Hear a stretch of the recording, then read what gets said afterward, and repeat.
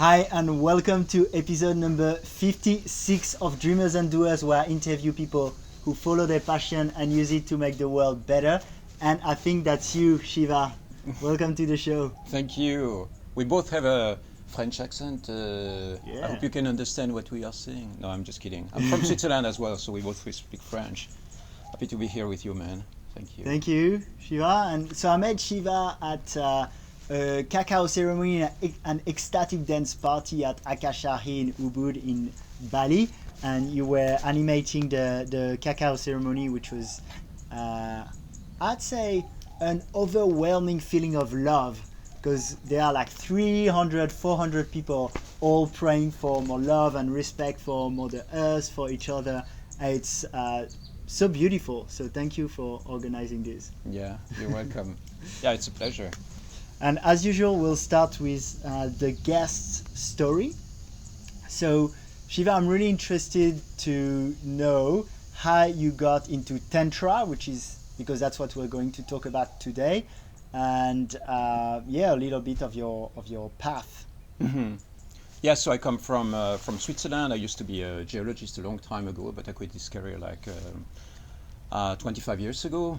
And I've been always into yoga. When I was 16, I had some pain in my back and I started practicing some yoga and started practicing martial arts and meditation, and so diving full on into anything that had to do with spiritual practices. Then I was trained within the Kabbalistic system, learning about mantras and learning about different techniques of meditation, and so all that eventually expanded itself into touching the fields of Tantra and diving deeper into this reality, and that has been like the center of my life for 25 years. Okay. You know, I wrote lots of books. I have full content. My brand, Vital Coaching and Vital Tantra. Actually, it's all about life mastery, and And what drew you to my life mastery? Like, did you have a moment that created this? It's a very progressive thing. You know, in the beginning, you have questions, like you have things happening in your life, and you go like, what's the meaning of all that? So you're really looking for meaning. You're looking for ways. For instance, when you get sick, right, or you feel like something is happening, you might be taken into a motorbike accident or something like that, and then you go like, what's going on? Why is this happening? You know, trying to understand the dynamics of life and the dynamics of connection and relationship. Like, for instance, right now, you and I are talking to each other, and there is the visual aspect of what's happening, but then there is all this energetic, and then sometimes you feel things. So the intention within this exploration is to understand beyond the veils of the physical reality, beyond the veils of the matrix. Is like you want to wake up, right? Exactly like Neo in the Matrix. You go like, which pill will you choose? Do you want to stay asleep or do you want to wake up?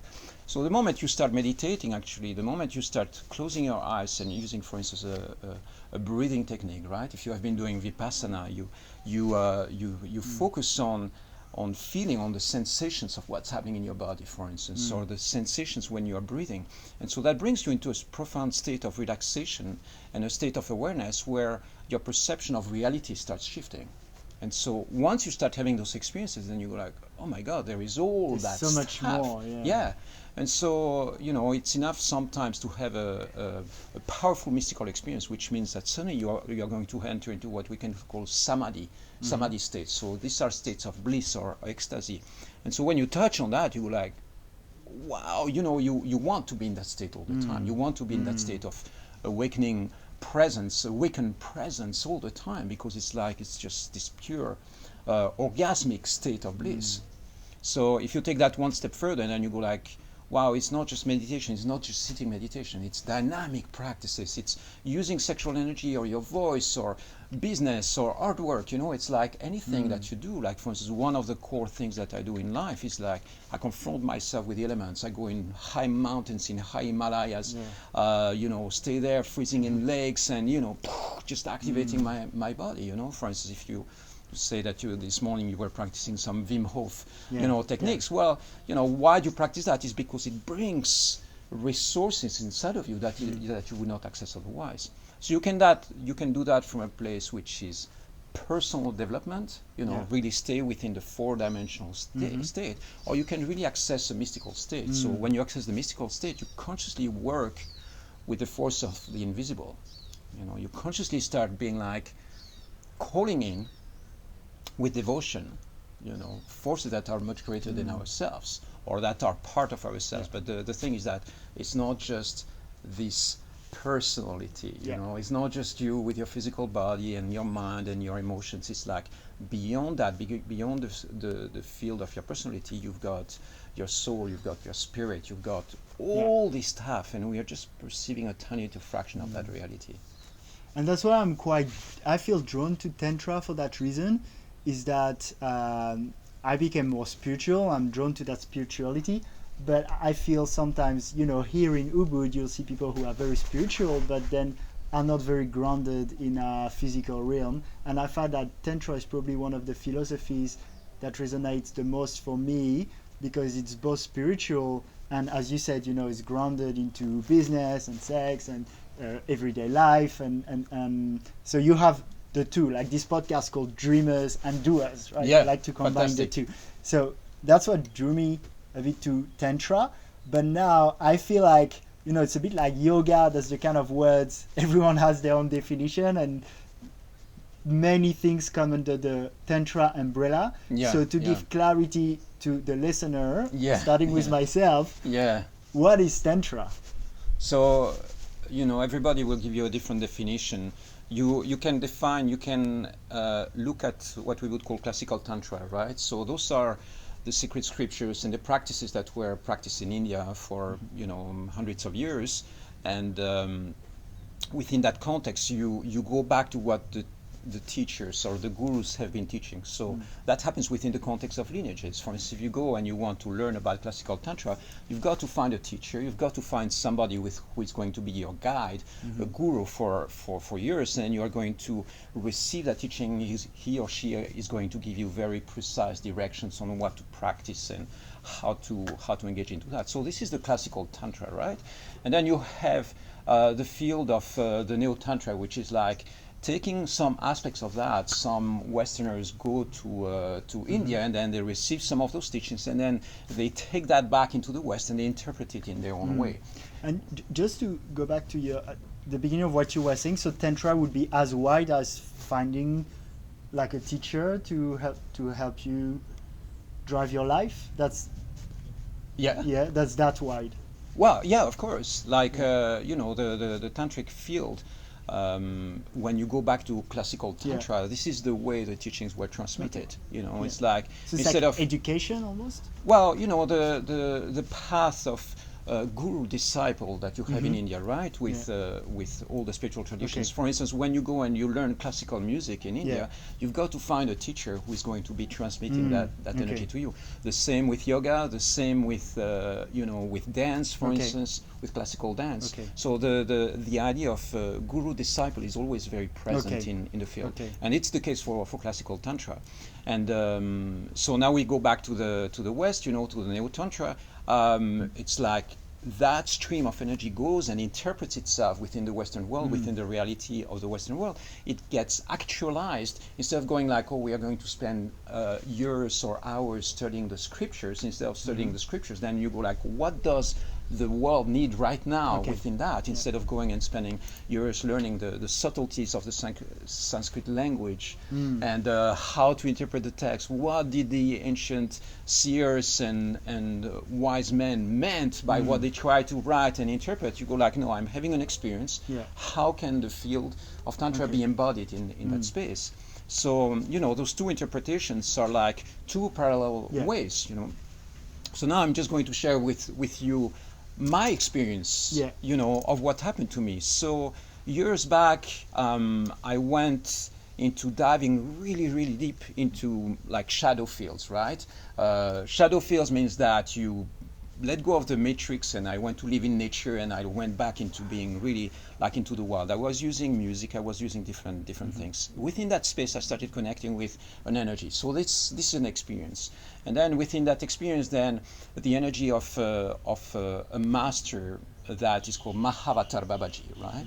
So Mahavatar Babaji is a master that is said to have been in the same body in the same incarnation for like 800 years.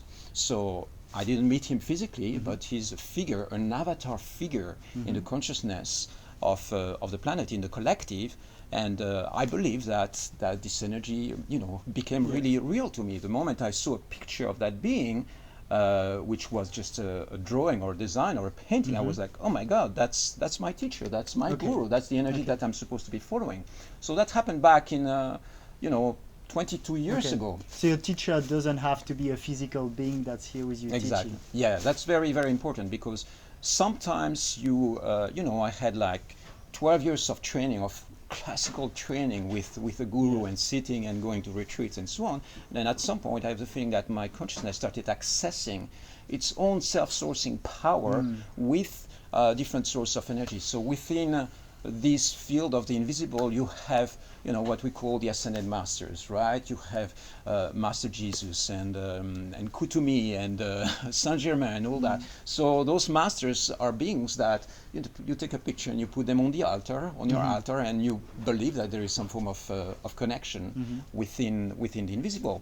So when we, Mahavatar Babaji is one of those masters, or one of those energy fields, and it's enough for you to sit down and start actually connecting with the energy through using maybe a mantra or meditating on a picture, to start actually drawing into your field that a very specific frequency that is the lineage. So for me, this master or this field represents the ultimate yogi, or the ultimate tantrika.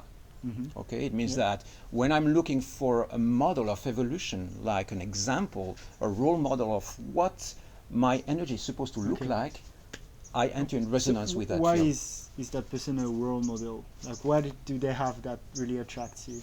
I think it's because of the role that they place in the energetic hierarchy of the planet. Okay. It means that you have certain people who are going to be concentrating a field of energy. It's like a guru field, you can call it, or a master field. And then from there, they are going to be irradiating very hard. So very, very strong to the planet. So, for instance, you can see that throughout human evolution, you have leaders in all sorts of fields, in the field of science, in the field of art. And suddenly when we think of Van Gogh, you go like, why is it that this being who is no longer alive, his paintings are great, but why is it that specific person is having such an impact? Because he reached a certain degree of perfection in the transmission of the art that creates a field of resonance that we can really acknowledge and recognize. And so when it comes to the field of yoga and tantra, it's the same. You want to have some form of guidance. You can do it by yourself without necessarily connecting with a teacher or guru, but it's going to take much longer. It's like you want to go and climb the Everest. If you chat with somebody who has already been there like 20 times, you go like, it's going to be easier. And so with Tantra, for example, some people interpret it as like more the sexual part of the practice. For some people, it's like a whole philosophy of living. So if you were to describe Tantra to someone in like 30 seconds, maybe you tell me something. 30 seconds, yeah. Yeah, like how would you describe it? My own definition is Tantra, or the path that I'm designing, the vital Tantra system. For me, it's a complete path of life mastery. The path of life mastery. A complete path of life mastery. Path of life mastery and energetic mastery. The goal is for you to be a master. Okay. To be fully in control, mastery of what's happening in your life. And the mastery, what is the purpose of that mastery? Is it your own happiness, to feel good and empowered? Is it more driven towards the outside world? The first step is for your own happiness and for your own balance. It's like so is it mastery on your emotions, mastery on your body? The way I design it is that I have 5 branches, right? Okay. So you have sex, body, mind, money, and spirit. Okay. So within the context of sex, because sexual energy is really at the core of lots of things that happen on this planet, you have family life, you have social life, you have... I simplify it, I just call it sex, because it's a lot of what's happening within that context is based on the sexual energy. For instance, family life, basically you would not have a family without sexual energy at the core of that. How do you make babies? Well, you use the sexual energy. So how I don't know about Shiva on how to make babies? Yeah, you make babies, you have intercourse because there is sexual energy at the core that is going to create attraction, and eventually you give rise and birth to a family. So family life, that is at the core of many people's lives. It's like you want to dedicate your life to your family, to your children, to your wife or your husband. It's like it's at the core. So you've got sex, just to simplify, we're going to call it like that. Sex, body, mind, money, and spirit. Okay. So body, everything that has to do with your physical, being in good shape, nutrition and all that. This is a big part of mastering life. If you think about, what's going on in the US right now, that maybe 30 or 40% of people are obese, like the nutrition strategies on this planet, on a planetary level, are completely fucked up. Yes. It's like we need to optimize so many things. So some people manage to get it right, and some people are, So you've got body and then mind. So by mind I mean thoughts, emotions, feelings. How do you use your mind as a vehicle? And the goal is for your mind to be your best ally. Your mind, if you wake up in the morning, your mind is like chatter, well, you're not good enough, it's like you've got all these limiting self-beliefs and self-talk, and you don't know how to channel the power of your mind, the power of manifestation. Then that's going to be a very strong limiting factor.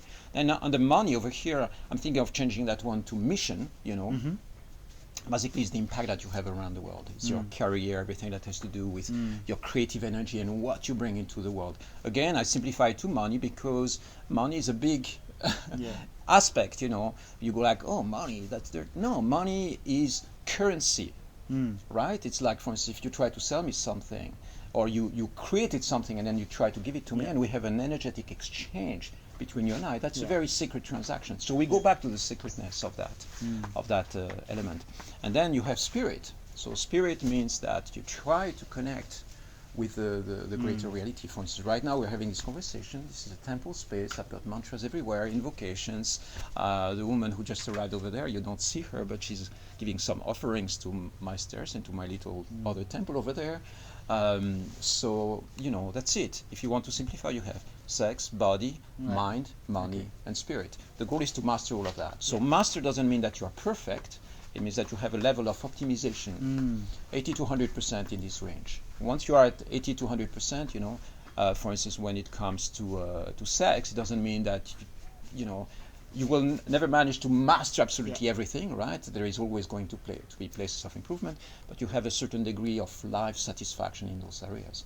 So if you score 20% on all of these, you're probably not going to be very happy, So it's much more than just happiness, The goal is to have a level of balance in all these areas. Okay. Yeah, that's interesting. Why do you think it's so sex is an important part of our lives? Like there's and of our energy. Like we, even in, I don't know if you've read Think and Grow Rich, Napoleon Hill. Even in that book that's not on Tantra or sexuality, it talks about sexual energy being our most powerful creative energy. Freud talks a lot about it too. Yeah. And like, why do my thoughts is like people associate Tantra almost only with sex when they don't know about it much, because it doesn't exclude it, and in our societies we often repress thinking about sexuality, or it's quite taboo. Do you feel that's why people associate Tantra with sexuality, or do you feel that sexuality is really at the center of Tantra? No, I don't think that sexuality is at the center of Tantra. Okay. It's right now. But I have a model or vision. I'm going to share that with you if it's okay. So when I was back, I go in these Himalayan caves. I'm like 5,000 meters high in the Himalayas. I'm freezing at night in these caves. And then I'm getting all these downloads and insights. So those are caves that have been activated by wise men for, hundreds of years. And it's like really being in a broadcasting station. So I start getting some really solid insights. And what comes to mind is like, Tantra is not something that is crystallized in a certain form. Tantra is like a field of potential, right? Imagine that that it's a living intelligence, that it's a spirit or an angelic force or an angelic power. So imagine that this thing or this being is sitting there on the top of the Himalayas, like a sphere of potential, and it's right there over us right now. So this field of potential is going to incarnate itself, and as a compassionate energy is going to circulate and go and heal the places that need the most healing. So when that energy incarnates itself 500 years ago with some teachers or gurus, masters in India, it's going to take a certain form. They are going to, through the filter of their experience, they are going to transmit that in the form of teachings. So imagine that you have this energy touching you, and then through the filter of your mind, through the filter of your experience, through the filter of what you are, your culture, you are going to interpret that energy and then create a teaching out of that. You know, you go like, oh, here's what I'm feeling. So those thoughts are not present over there. You create the thoughts, you create the mindset. So that sphere of Tantra incarnates itself and creates the classical Tantra. Then, 500 years later, we're here in the Western world, you've got the same sphere inspiring and crystallizing itself and then transmitting itself. And then it creates a different field of energy. So, for instance, my interpretation of what came up when I was in the Himalayas over there, having those experiences, was the field. It became the vital sex idea when it comes to sexual energy is to harmonize your sexual energy and find ways of circulating and using it in a way that is optimized. So the reason why I believe it's touching the West and it's incarnating itself a lot within sexual practices is not because there is something that is wrong or distorted or Westerners are stupid idiots. No, it's like we are all human beings craving for certain experiences, and I believe that the energy of Tantra right now is actually sponsoring, some of those practices. So there is a little bit of a limit there. There are lots of things that are being called Tantra today that I would not call them Tantra, because for me Tantra is a mystical pathway. There is a spiritual dimension to it that is really strong. So when you see it and you simply go like, oh, let's have a sensual experience, for me, well, that's, I would call that conscious sexuality, awakened sexuality, awakened coupling or awakened sex or something like that. I would start calling it Tantra the moment I start diving into having really a mystical experience. The moment, for instance, we look into each other, we put some marks over here, we actually turn your body into a temple. It's like, then suddenly we go like, okay, and now something starts entering into resonance that puts us into 5D. It's no longer personal development. It becomes something else. And then within the context of that, then there is all sorts of things that we can do. Okay, very interesting. So that's that distinction, because sometimes people, I feel, reduce Tantra to conscious sexuality. Well, it's way more than this. Yeah, of course. In my system, the sexual part represents 10% of the system. Okay. It's a fraction. It's important because there is a lot of frustration and dissonance in that field. And it's something that we go like, as human race, we don't score very high in terms of sexual mastery. As a human race, we are at 20%. There is lots of, all the porn, there is lots of abuse, there is a lot of trauma, there is, probably 80% of people on this planet feel sexually deprived. They feel like they are not having a sex life which is really fulfilling. To the point where they wake up, oh my God, I had these orgasms and I had such an amazing time and the bonding experience with my lover. No, it's like, probably 50, 60, 70% of couples, they are in marriage, they go, oh, yeah, let's have sex, It's like, it's more like a chore. It can be interesting, it's romantic, there is energies and emotions, but it could be way, way higher. Like right now, honestly, the once you start tapping into the tantric sex practices or the vital sex practices, it's like the potential that you unleash is completely on a completely different level, because you start actually just creating spaciousness around that. Instead of this being focused on the genitals, it becomes like a multi-dimensional experience. And that's pretty super interesting. And before we started, we talked about how we can give a direction to this podcast around how Tantra can be kind of useful to the world or contribute to create a better world somehow. I'm also very inspired when you do, so I don't know if it's part of Tantra, but when you do your cacao ceremonies where we're together, and actually I stole that from you. I do those little cacao ceremonies in Sydney now, and I'm like, and shout for what you want for the world, love and abundance. Fantastic. And so do you feel like we need, as a human species at the moment, to heal the world in a way, and how can Tantra use this Yeah, for help sure. for this? So the way I look at it, for me, Tantra is a path of life mastery and optimization. Yeah. So if you feel like a big aspect of your life is missing, like for instance, you feel sick all the time, and then we go like, okay, let's go to battle to save the world, right? To rescue, to stop sex trafficking, to do, to simply help the planet in a way that would be charitable, coming from heart. And you are dealing with specific personal challenges. You just go through a divorce, or you are in big tension with your father, or so that those things are going to be draining your energy. And so the first step is to optimize yourself. Okay, To I bring love yourself. that. Yeah. You can't And pour then, from an empty cup. Yeah, because if you and I are going to battle, symbolically we've got an enemy over there, and we are like ready to fight, and we are like, and we want to be partnering on that level of resonance. And then in the middle of the battlefield, you start crying like a baby because you've got some undigested emotions in your system. I go like, okay, well, we come back to battle later. Let's first deal with the trauma or whatever is happening over there, And so the idea is to optimize, and then once you optimize, then what do we do? Then once we are ready to go to battle, symbolically again, we don't want to hurt anybody. This is not about creating conflicts, but about having an impact, a positive impact on this planet. So there are tons of places right now that need help. And it's light warriors, people who are awake and they understand really the dynamics of life, and they go like, well, I'm ready to have an impact.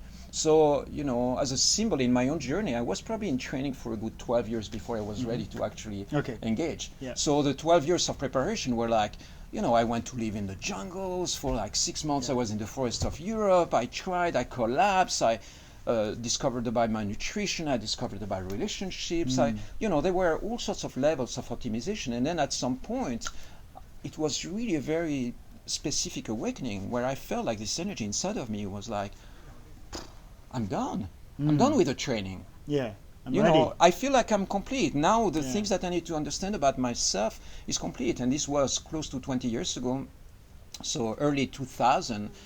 But within a couple of years, I was searching for ways of contributing to the planet. And I was in constant prayer. I was like, my life is no longer about me. Okay, this is very important. It's like, my life is no longer about me. It's no longer about my ego. It's no longer about personal gratification, building a nice house, blah, blah, blah, all that stuff. No, it's like, I'm in service to the planet and humankind from now on. So the prayer was like, guide me, take me where I need to be. So I believe that there are forces at play, that are incarnating themselves and want, sometimes just want to hire you. They go like, oh, you look like you want to do some good for the planet, and they want to incarnate themselves through you. So once we start touching on that, then that's the next octave. The Tantra is still a sphere of a certain resonance, and when we touch on that, I believe we go into galactic awakening, we go into forces that are beyond the planet Earth, we start talking about alien life forms. So now I don't want to lose you into the process. This might be a little bit too much. Ubudian conversations. Usually talking about aliens. No, but basically I do believe that we are accessing something where we start to get in touch with our star bodies or space bodies. There are lots of people who no longer identify themselves as human beings on this planet, So, it's not even a question of gender or not gender. It's like, I'm actually coming from some distant planet. Okay, so right now when we're talking about that, sometimes it becomes a little bit,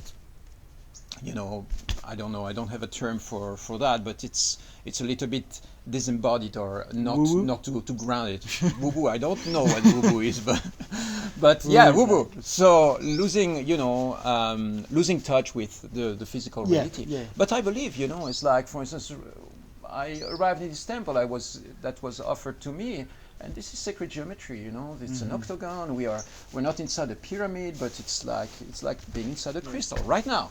So there are lots of things that we do that we don't understand the meaning of. For instance, right now, okay, this is to keep you grounded. This sign is to create a stargate, actually. You didn't know about that. This is the sign of Shiva, so this is the Trishula on your forehead. Another one. So just for the listeners, we have a bit of painting on our face and body. Yeah, exactly. So then when we start touching on that, the idea is this: it is to synchronize our efforts, because if you are doing something for the planet, humankind, I'm doing something, and we are counterbalancing our efforts. So right now what I believe is that the planet needs help. I mean, not the planet, humankind. The planet will be fine. The planet and humankind, the human race needs to find its place, its harmonious place on this planet, and there are lots of things that require our energetic alignment. One of those, for instance, is awakened leadership. If you look around the planet, you will see that a lot of our leaders are actually betraying the greater good. You know, they are working for a handful of corporations who are making tons of money, polluting the environment and destroying people's lives. And literally, that's ecocides, it's genocides on a large scale, just so that some arms dealers get really rich. And you go like, so why are they doing that? Why are they allowed to do that? Is because they are being sponsored or helped by politicians who have been corrupted in the process. So the whole leadership system on this planet needs an upgrade. And so where are those codes going to come from? Well, I don't have necessarily all the codes for leadership. If I was exposed to this level of power, maybe I would end up being corrupted as well. You know, I don't know. Somebody comes and says, Do you think so? I don't know. I haven't been there. So it's easy when you're not exposed to it to be like, oh yeah, no, these are idiots. No, it's like they are idiots or they are behaving a certain way because they are exposed to a certain level of power. I feel though you'd have personal practices that would prevent you from doing that, because I don't know a lot of presidents, for example, who like meditate in the morning and have like strong practices that keep them in alignment. Exactly. But once you are exposed to that level of power, you don't know what's going to happen or what can happen. I believe that the reason why those things are like that right now is because a lot of the systems that we use on this planet are corrupted. Okay, corrupted means that they are outdated. It's like you have a Windows operating system that is the old program, and we need to transfer the new program. So I believe that the Tantra and what I practice here within the codes, other codes and other sources of energy, we're just talking about Tantra, but there is 2 or 3 other sources of energy. I believe they represent new codes of evolution for the planet and humankind. You know, like some guy in the middle of the Sinai, 2,000, 3,000 years ago, he comes and says, here are the commands. You shall not hurt your neighbor. Why did prophets come with commands? Is because why do they come with instructions for humankind? Is because the codes need to be adapted. They need to be changed. It's like if we are doing something right now that is destroying the planet and polluting the oceans and putting plastic everywhere, you go like, we've got old codes. So what new codes do you feel would be relevant for today? Well, the new codes is a few things that are very simple. It's that hurting the planet is a crime. Hurting the planet is a crime. How come if I have a dog right now and I take the dog and I chop his throat, I'm going to go to jail. I do that to a pig, I don't go to jail. It's crazy. Or you have some politician, what's happening right now with the fires in Amazon, right? Stimulating the burning of thousands of species and animals being. How come that's not seen as a crime? It is a crime against humankind and against so adapting the systems. These are the things that should be really punished. It's ecocide. What kind of systems? Will you some global governments or? Well, how we implement it is a different thing. But right now we are talking, we are panicking, and we go like, oh my God, all these fires. Let's sponsor some NGO. Let's, it's like, no, there is a misunderstanding in the fundamentals of the corporations and the people who are in power. So you go like, what do we need to solve that? I don't have the final solution, but I know that it starts with one place. It's like shifting the values really intensely. Like when you practice, for instance, heart-opening practices, right? You go like, Anahata Jaya, the way we sing them, right? You practice those heart opening, it becomes really, really hard to hurt nature. It's like my hands are not moving. That's where I feel like, because we can talk about systems of governance and of course that's important, but that's where I love it too with Tantra. Is like if you raise your vibration, you don't need a rule that tells you not to do something. Exactly. You just naturally don't want to do it. You know? Exactly. Like for me now, I'm walk on the beach, and if there's a piece of plastic, I'm like, I feel bad if I don't grab it. That's annoying sometimes. Exactly. So what you are developing, I don't need rules really, and I feel like the way to change the world is more through like raising the vibe and getting people to do the right thing by themselves because they are happy and activated, Exactly. rather than a system of governance that fits that. Exactly. So what is happening when you walk on the beach and you suddenly see a piece of plastic and you pick it up, it means that you're awakening new moral codes. So the new moral codes right now is that there is probably like, I don't know, if we start tuning in, we would identify probably 10 to 20 new moral codes that need to be implemented in the human consciousness as a collective. Again, not from a place of control, putting you in a box. No, it's like... You don't want 10 new commandments. Well, we can, you know, it's like... Like for a instance, commandment, when you see a piece of plastic on the beach, you take it and put it in the bin. No, but for instance, the 4 agreements, right, which are spread everywhere right now. Well, so 4 agreements by Don Miguel Ruiz. Yeah. Can you share with the listeners which ones they are? You know, I don't even know which ones they are, but I know. Yeah, let's not dive into it because I'm going to get sidetracked. But the idea is that those 4 agreements are going to have an impact because people start implementing. Like, for instance, one of them is be true to your word, right? Yeah. So be for me, impeccable with your word. Be impeccable with your words. So that means that you want to have integrity. So integrity means if you say, you promise something, you're going to stick to it. Yeah, that's a fucking amazing moral code to have. Yeah. You know, and another one is, for instance, you know, it's like, you see the pollution that is going to, for instance, you see a cruise ship and then you see people throwing their rubbish directly into the ocean. You know that this is wrong. You feel it in your heart. You feel that we should not be doing that. So it's a moral code that needs to be adapted on a large scale. So right now, for instance, and it's a code that are less rules. Like if you take the 4 agreements, they're more like things in alignment with yourself. So for example, like always do your best. That's something you check in with yourself, and from there know what's the right action to take, rather than having like rules written in a book for every situation. Right? So that's the new kind of agreement. You feel with exactly. But for instance, if we check with the listeners, right now, and we go like, do you believe that abusing an animal is wrong? Like probably 99% of people would be, oh yeah, sure, we should stop abusing animals. So once we agree on that, you say, what's a simple way to stop abusing animals? Is stop using animal products. Okay, well, what does that mean? It means that the world is going vegan.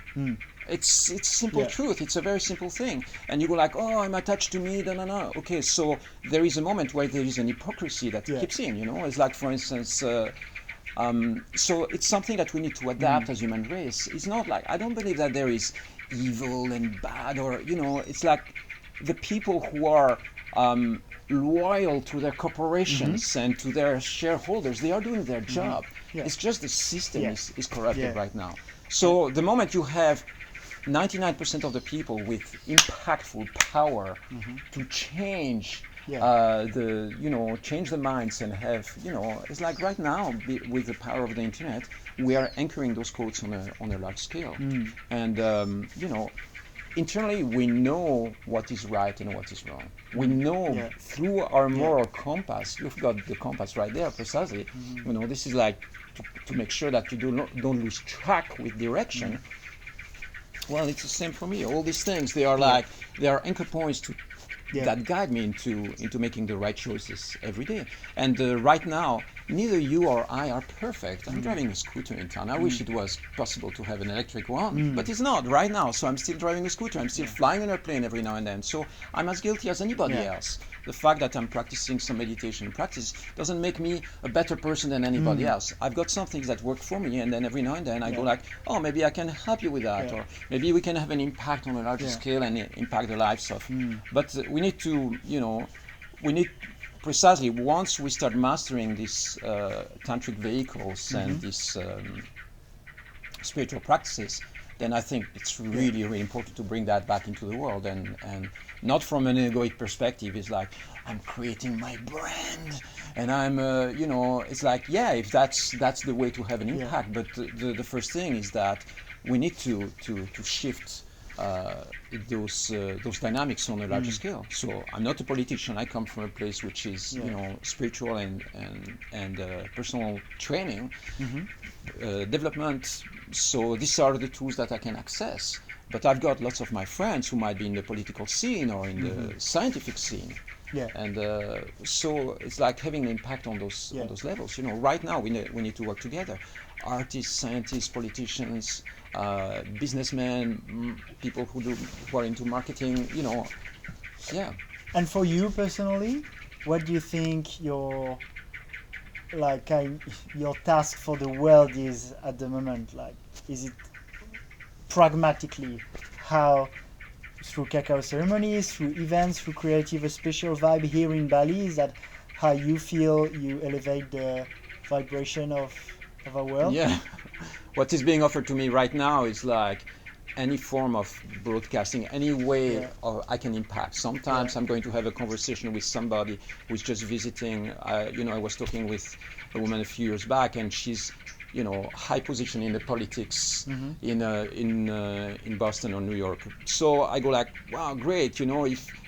If I can influence you or make you realize certain things, then you are going to impact a lot of people. So sometimes it's just one-on-one conversation with somebody. Sometimes it's a cacao ceremony. Sometimes it's through Instagram stories. The common ground to all of that is, for me, my mission is to speak truth as much as possible. That when I'm speaking, it comes from a place of I'm channeling something that feels the closest to the ultimate reality. Yeah. That's one thing. Another one is that I want to have an impact. Yeah. It's like you came to this temple for the first time today, right? I want your life to be changed for everybody's experience. That's my wish. It is that right now I want to be able to look at you and be like, where are the places where you need help, where your system needs help? Pump energetic vitamin pills in your system and fucking blast whatever is holding you back from realizing your mission. So if I can have that kind of impact, see, right now we don't have a commercial agreement. I don't care. It's not about making money out of you. It's not about that. It's about we need to just radiate that. So on a personal mission is that I want to reach as many people as possible. I want the planet to wake up. My intention. And if this happens within the context of doing a vital ceremony somewhere, like 300, 400 people coming together, if it's at Burning Man, if it's somewhere in the political rooms of some government, or speaking to some head in some corporation, it's like the pathways that are given to me are those pathways. But the good news is that you have thousands and thousands of people who are doing the work that I'm doing around the planet. You're one of them. You wake up. Why are you doing what you're doing? It's because you want to have an impact. I can see that you are not coming from a place of, this is about my ego. No, it's like, you've got an ego, I've got an ego, but it's not about your own personal gratification. You know that there is a mission behind that. That's an interesting, like a friend of mine, Lucy, she's been on that podcast. She asked me once, like, there was a really good question.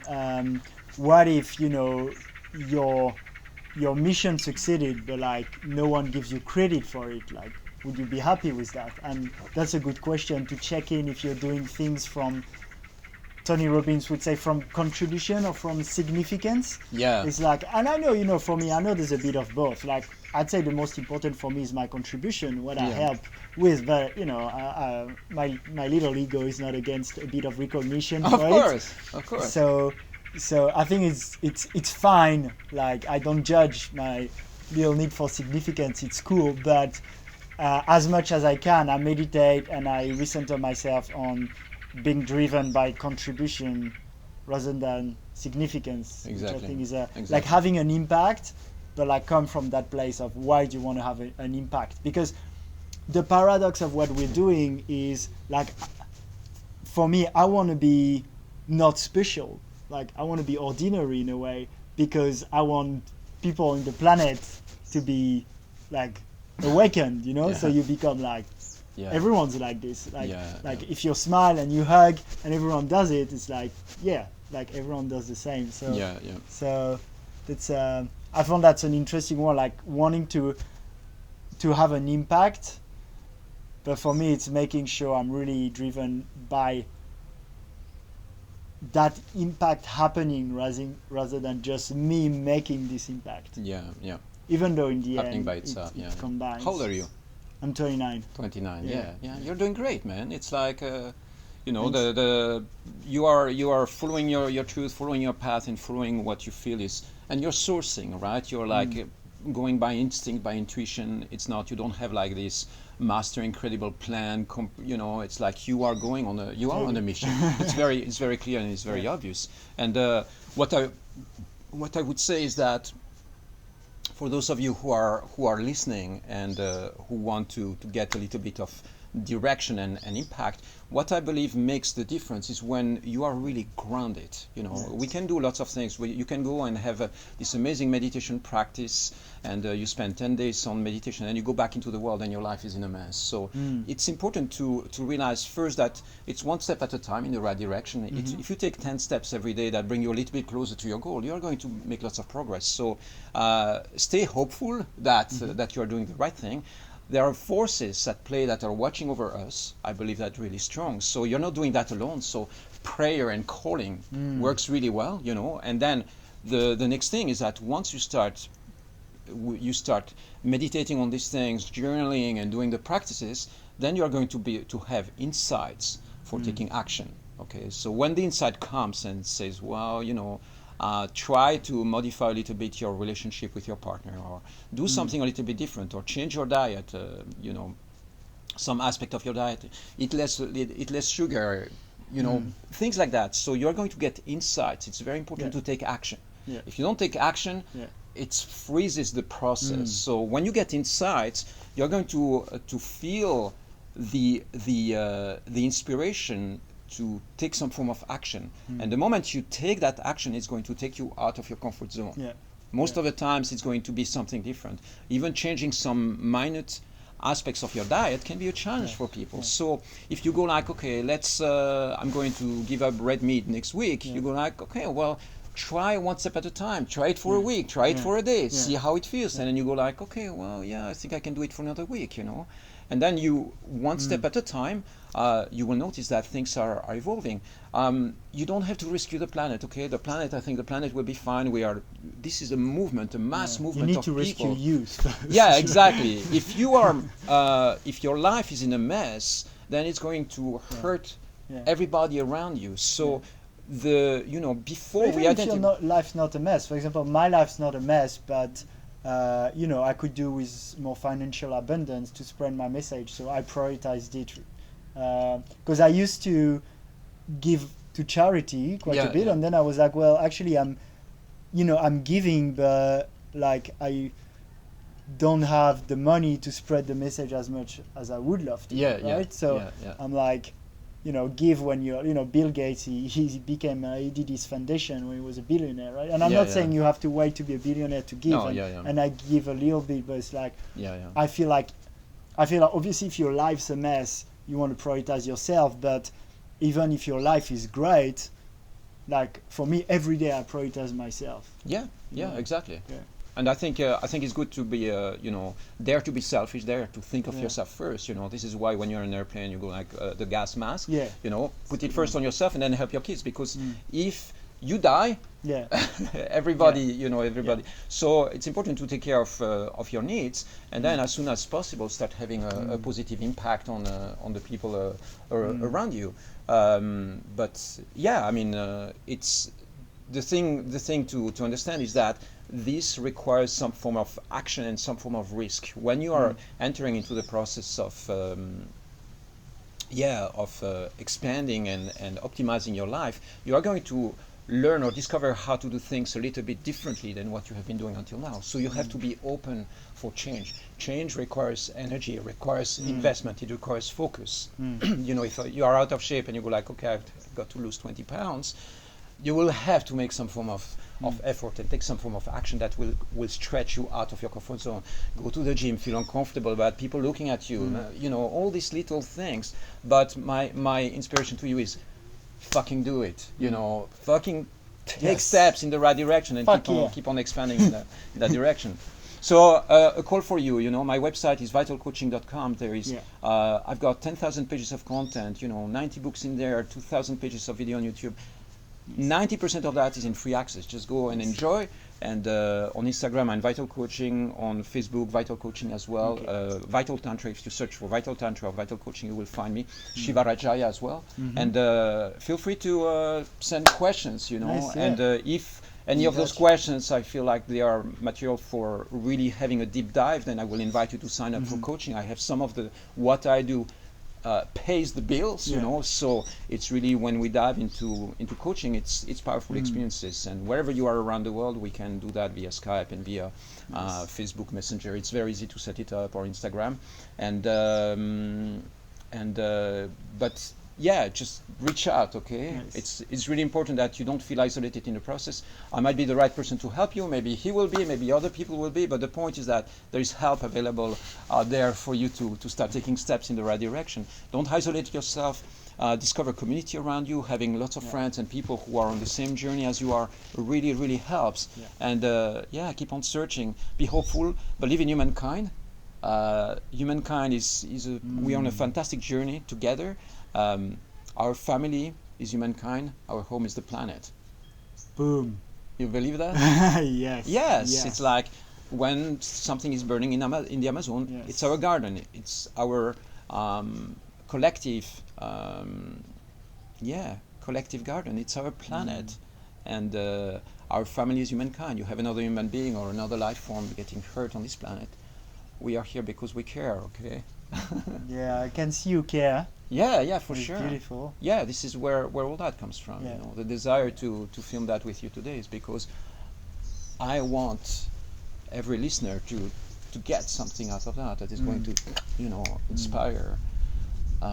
inspire you to take action. Okay. And so, for them to get something very concrete, maybe it's somewhere they can look on your website. But so, if I was a listener and I was like, okay, great, there's something I want to implement right now in my life. Maybe you have an exercise you want to direct them to, something you can look for that's simple. Yeah. There is I'm not going to dive into it, but basically the core things. Like one little thing. One they can little do thing. now. So there is something that I use a lot is the fire breath. Fire breath. Fire breath. So it goes like. So breathing in and out through your mouth dynamically. Okay. This gives you a boost of energy. But I encourage you really go on Instagram because I'm posting every day, stories and tons of resources. Yeah. And this is not a commercial invitation. It's just like go and grab what you need.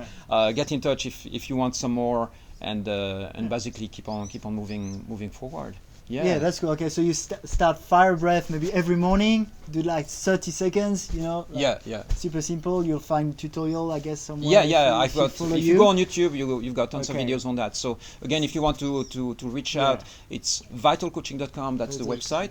Vital Coaching on Instagram. Okay. Vital Coaching on Facebook as well, or Vital Tantra on Facebook Okay, and we'll as well. put the link. But so you start doing fire breath every morning, and you follow Vital Coaching, let's say, on Instagram, and the combination of the two is every morning you'll get your breath set. You start the day feeling amazing, and you'll get in your Instagram feed between two funny cat videos. You'll get a bit of insights, like a daily reminder. So you post a lot, so that'll be really helpful. Thank you so much, Shiva. We always finish with a big warm hug. Yes. And some jayas. And some jaya. So what's So jaya? it goes like that. Jaya is for victory. Okay, this is what we do in the ceremonies. Sanskrit? Yeah. Okay. Yeah. Jaya Shiva Shankara. Okay. Victory to Shiva, the bringer of joy. Right? Okay. So you throw your hands to the sky with Jaya 5 times. Okay. Jaya! Jaya! Jaya! Jaya! Jaya! You can do that at home when you wake up in the morning. Okay? Feel amazing. It's gonna be a day of victory. So is that how you start your day? Like your alarm not- rings? Jaya! Yeah. Jaya! I don't have an alarm. So when the sun goes Yeah, exactly. When the sun goes out. Okay. I've got some great smoothie for you, brother. Thank you for the opportunity. Keep Thank on you. rising, okay? Thank you, and thank you guys for listening. Do your little fire breath and ask us question if you have. Thank you so much for We'll see you your soon. attention.